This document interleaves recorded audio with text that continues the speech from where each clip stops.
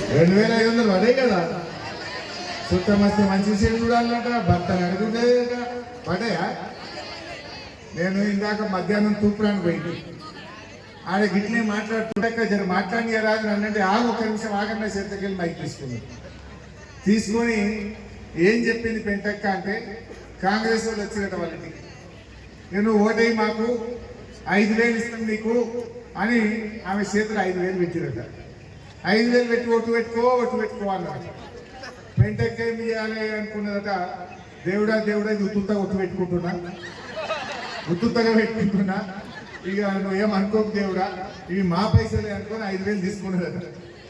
తీసుకొని వారికి ఏం చెప్పిందట, బిడ్డ రేవంత్ రెడ్డి మహాలక్ష్మి కింద నెలకు 2500 ఇస్తామన్నాడు. చుట్టం వస్తే మంచిగా అరుచుకోవచ్చు అన్నాడు. నాకు జీతం పడ్డట్టు ఇస్తా అన్నాడు. 2 నెలల పైసలు వచ్చినాయి 5000. మొత్తం 26 నెలలు అయింది కాంగ్రెస్ గవర్నమెంట్ వచ్చి.